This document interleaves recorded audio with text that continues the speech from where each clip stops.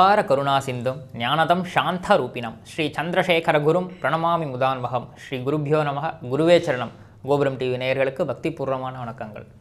மகாபெரிவா அற்புதங்கள் தொடரில் நாம் எவ்வளவோ ஒரு சீரியஸான அனுபவங்கள் அற்புதங்கள் பார்த்துருப்போம்.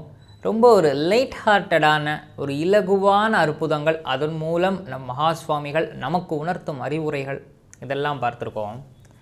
அதிலும் சில அற்புதங்களில் ஆணவம் என்பதே இருக்கக்கூடாது அப்படின்னு நம் மகாபெரிவா நமக்கு அறிவுறுத்தியிருக்கார். தெய்வத்தின் குரலில் பார்த்துருப்போம், படிச்சிருப்போம். ஆனால் அதை நம் மகா சுவாமிகள் எப்படி கடைபிடித்தார் அதையும் நாம் தெரிந்து கொள்ள வேண்டும் இல்லையா? அதாவது யாரோ ஒருத்தர் ஆணவமாக பேசுகிறாருங்கிறதுக்காக தானும் அதே நிலையில் அதே சுபாவத்தில் பதில் சொல்லாமல் எவ்வளவு அன்பாக எவ்வளவு ஆறுதலாக சொல்லி அவரையும் நல்வழிப்படுத்தி தன் பக்தனாக்கி கொள்கிறார் என்பதை உணர்த்தும் ஒரு அற்புதம் தான் இது. இந்த அற்புதம் நம் சென்னையிலேயே நடந்தது, நம் திருவான்மியூரிலேயே நடந்தது. ஒரு முறை மகாபெரிவா சென்னையில் முகாம், ஓரிடத்திலிருந்து இன்னொரு இடத்திற்கு நடந்து போயின்னு இருக்கார். அப்படி போகும்போது தான் தெரியுமே, மகானின் நடையே நம்முடைய ஓட்டத்திற்கு கூட ஈடாகாது. அவர் கட்ட கட்ட கடன் நடப்பார். பின்னாடி இருக்கிறவாலாம் வஸ்திரங்களெல்லாம் மேலே பிடிச்சிட்டு கிடுகிடுன்னு ஓடணும். அவர் நடையே அவ்வளோ வேகமாக இருக்கும்.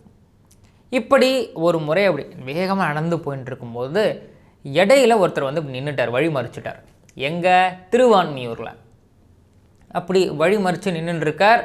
அவரை பார்த்தா தெரியறது கோட்டு சூட்டெல்லாம் போட்டுருக்கார், நல்லா கிராப் வெட்டின்ட்டு ஜம்முன்னு இருக்கார், ஷூ போட்டுருக்கார், பூட்ஸ் போட்டுருக்கார். நம் சனாதன தர்மத்தில் நம் தர்மத்திலேயே பொதுவாக ஒரு சன்னியாசி ஒருத்தர் வந்தார் அப்படின்னாக்க நாம் உடனடியாக நம் கால்களில் இருப்பவற்றை எல்லாம் எடுத்து விட்டுட்டு காலணிகள் இல்லாமல் அவர்களிடத்தில் நமஸ்காரம் பண்ணுவது வழக்கம் இல்லையா? அதிலும் சட்டை கூட இல்லாமல் இடுப்பில் இடையில் வஸ்திரம் அணிஞ்சு நமஸ்காரம் செய்வது வழக்கம். எதுவுமே இல்லாமல் அப்படி ஒரு ஆணவமான ஒரு தோணியில் ஒருத்தர் இப்படி நிற்கிறார் மகாபெரிவா முன்னாடி. அதிலும் பார்த்துட்டு கேட்குறார், சாமி நீ தானே இந்த கல்லுக்கெல்லாம் பாலை ஊற்று, கல் மேலெல்லாம் பாலை ஊற்றுன்னு சொல்லிகிட்டே இருக்கே, அதனால் ஏதாவது பிரயோஜனம் இருக்கா? சும்மா சும்மா ஏன் இப்படி சொல்கிற அப்படின்னு கேட்டுட்டார். இப்படி ஒரு கேள்வி கேட்டதுமே இந்த கேள்வியை சுற்றி இருந்த அன்பர்கள் சிஷ்யர்கள் யாரும் எதிர்பார்க்கல இல்லையா? உடனே தொண்டர்கள் எல்லாம் இவரை அப்படி அந்த வழியை சரி செய்து இவரை நீக்குவதற்கு வரும்போது பெரியவா சொடக்கு போட்டு எல்லாரும் நிலுங்கோ அப்படின்னு சொல்லிட்டார். இப்போது இந்த அன்பர் அந்த கேள்வி கேட்டு அந்த ஆணவமான தோணியில் அப்படி முகத்தை அப்படி வச்சுட்டு அப்படி பார்க்குறாரு நம்ம மகாபெரியவாவில். பெரியவா அப்படி சொன்னாராம். அப்படி நேராக கை காமிச்சார். இங்கே கை காமிச்ச இடத்துல ஒரு போர்டு இருக்குது. இன்றைக்கி நம்ம பார்க்குறோம் இல்லையா, எல்லா மெயின் ரோட்லேயுமே அந்த ப்ளூ கலரில் அந்த நீல கலரில் ஒரு போர்டு இருக்கும். எந்தெந்த இடத்துக்கு எப்படி போகலாம், இப்படி போனால் அடையாறு, இப்படி போனால் திருவான்மியூர், நேராக போனால் கிண்டி, இந்த மாதிரி போர்டு பார்க்குறோம் இல்லையா? அன்று அதே போல் ஒரு போர்டு இருந்தது. இந்த போர்டில் என்ன போட்டிருக்கு அப்படின்னு பெரியவா அந்த அன்பரை பார்த்து கேட்டார். இந்த அன்பருக்கு, அதாவது நம் சுவாமிகளை இடைமறுத்து கேள்வி கேட்டாரே, அவருக்கு என்ன நாம் கேட்ட கேள்விக்கும் இவர் சொல்கிற பதிலுக்கும் சம்மந்தமே இல்லையே அப்படின்னு அப்படி திரும்பி பார்த்தா அங்கே கிண்டி அப்படின்னு போட்டிருக்கு. சாமி அதில் கிண்டின்னு போட்டிருக்கே, உங்களுக்கு தெரியலையா அப்படின்னு அவர் பதிலுக்கு கேட்டுட்டார். ஓஹோ கிண்டின்னு போட்டிருக்கா? அடுத்த கேள்வி. ஆமாம் கிண்டின்னு தானே போட்டிருக்கு, கிண்டிக்கு எப்படி போனோம்னு போட்டிருக்கு? அடுத்த கேள்வி. அதான் நான் அம்புக்கூறி போட்டிருக்கேன், நேராக போனால் கிண்டிக்கு போயிடலான்னு. ஓ நேராக போனால் கிண்டி வந்துடுமா? அடுத்த கேள்வி. கிண்டி இங்கே எப்படி வரும்? நாம் நேராக போனால் கிண்டிக்கு போய் சேர்ந்துடலாம். ஓஹோ இந்த போர்டு இங்கே எத்தனை நாளாக இருக்குது தெரியுமா உனக்கு அப்படின்னு கேட்டதுமே, அது எனக்கு தெரியாது, ரொம்ப நாளாக இருக்குது, அது எங்கள் அப்பா தாத்தா எல்லாருமே இந்த பாதையில் தான் போனாங்க. ஓஹோ அப்போ உங்கள் அப்பா தாத்தா காலத்திலேருந்தே இந்த போர்டு இருக்கா? அடுத்த கேள்வி. இதையெல்லாம் மகாபெரிவா பொறுமையாக கேட்குறார். அந்த பக்தரும் என்னடா அது இவ்வளோ கேள்வி கேட்குறாரே அப்படின்னு பார்த்துட்டே இருக்கார். ஆமாம் எங்கள் அப்பா தாத்தாலாம் இந்த பாதையில் தான் போனாங்க. ஓஹோ அப்பா தாத்தா காலத்திலேருந்தே இந்த ரோடு இருக்குதுன்னு சொல்லு. அவர் என்னடா அது கேள்வி கேட்டு நம்ம மாட்டிக்கிட்டோமேங்கிற மாதிரி, ஆமாம் எங்கள் அப்பா தாத்தா காலத்துலேருந்தே இந்த போர்டு இருக்குது, இந்த ரோடும் இருக்குது. ஓஹோ அப்போது உங்கள் அப்பா தாத்தாலாம் இந்த ரோட்டில் தானே போயிருக்காங்க? மறுபடியும் ஒரு கேள்வி. ஆமாம் என் தாத்தா அந்த ரோட்டில் போனார், எங்கள் அப்பா அந்த ரோட்டில் போனார். அப்போது உங்கள் அப்பா தாத்தாலாம் இந்த ரோட்டில் நேராக போயிட்டு கிண்டி போனேன்னு உங்ககிட்ட சொல்லியிருக்காங்க இல்லையா? ஆமாம் எங்கள் அப்பா தாத்தாலாம் இந்த ரோட்டில் போய் கிண்டி போனேன்னு சொன்னாங்க. இப்போ என்ன இப்போ அதுக்கு இவ்வளோ கேள்வி அப்படிங்கிற மாதிரி ஒரு தோணியில் அவர் பதில் சொல்ல, இரு அப்போது இந்த ரோட்டில் நேராக போனால் கிண்டி போயிடுமோ அப்படின்னு மறுபடியும் ஒரு கேள்வி. நேராக போனால் எப்படிங்க போக முடியும்? ரோட்டில் போய் வளைஞ்சு நெளிஞ்சு வளைவு சுழிவோடு போனால் தானேங்க கிண்டி போய் சேர முடியும். சரி, அப்போ வளைவு சுழிவோடு போனோங்கிறையே, அப்போ இங்கேருந்து பார்த்தா உனக்கு கிண்டி தெரியுமோ? நீ பாட்டுக்கு தைரியமாக போகிறையே அப்படின்னு ஒரு கேள்வி கேட்டார் பெரியவா. இங்கேருந்து பார்த்தா எப்படிங்க கிண்டி தெரியும்? அது 5 கிலோமீட்டர் மேலேங்க இங்கேருந்து கிண்டி. அப்புறம் எப்படி தைரியமாக நீ போகிற? இத்தனை பேர் போயிருக்காங்க, அவங்க இந்த பாதையில் போகணும்னு சொன்னாங்க, அதனால போனேன், இப்போ என்ன உங்களுக்கு? அப்படி பெரியவாள்கிட்டே ஒரு எதிர்மறையான கேள்விகளை கேட்குறார் அவர். அப்போது உன் தாத்தா, உன் அப்பா, முன்னோர்கள், இங்கே இருக்கிற பெரியவர்கள் எல்லாருமே இந்த போர்டு காட்டுற பாதையில் போயிட்டு கிண்டியை போய் சேர்ந்துருக்கா, அதனால் உன்கிட்ட சொல்லியிருக்கா. அவள் சொன்னதை வச்சுட்டு தானே நீ கிண்டி போன?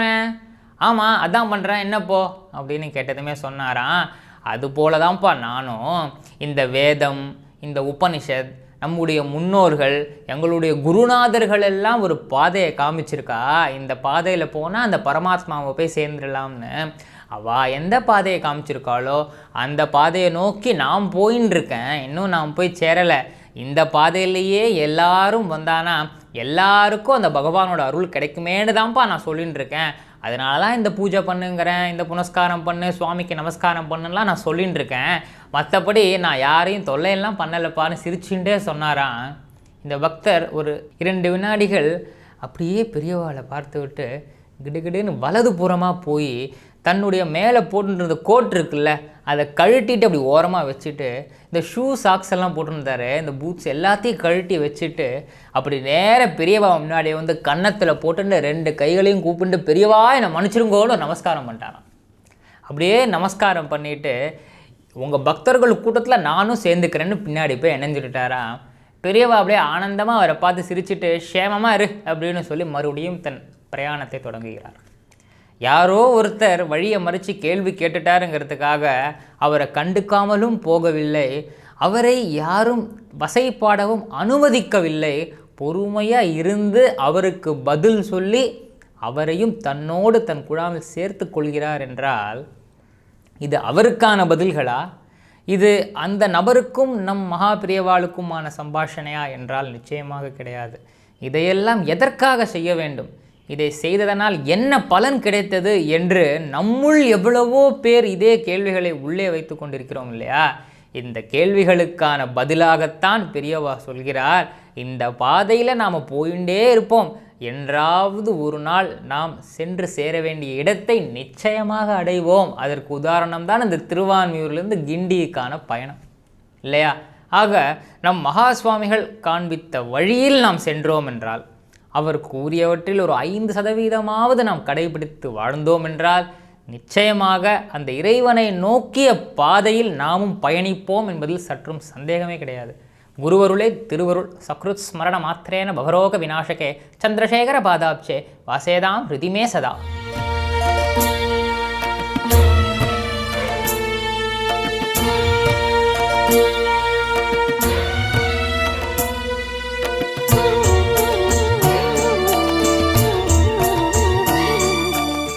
விதம் விதமான பக்தி நிகழ்ச்சிகளை உங்களுக்காக தந்து கொண்டிருக்கிறது உங்கள் கோபுரம் டிவி. உங்களுக்கு பிடித்த நிகழ்ச்சிகளை லைக் செய்யுங்கள், உங்களுக்கு பிடித்த மாணவர்களுக்கு ஷேர் செய்யுங்கள். மேலும் சப்ஸ்கிரைப் செய்வதோடு மட்டுமல்லாது அருகில் இருக்கும் பெல் பட்டனை கிளிக் செய்து கோபுரம் டிவி நிகழ்ச்சிகளை உடனுக்குடன் தெரிந்து கொள்ளுங்கள். மற்றும் ஒரு மகிழ்ச்சியான செய்தி, கோபுரம் டிவி ஆப்பை கூகுள் பிளே ஸ்டோரில் ஃப்ரீ டவுன்லோட் செய்து கோபுரம் டிவி நிகழ்ச்சிகளை தொடர்ந்து கண்டுகளியுங்கள், பாருங்கள், ரசியுங்கள், பரவசமடையுங்கள். gopuramtv.com பக்தி பக்திமயம்.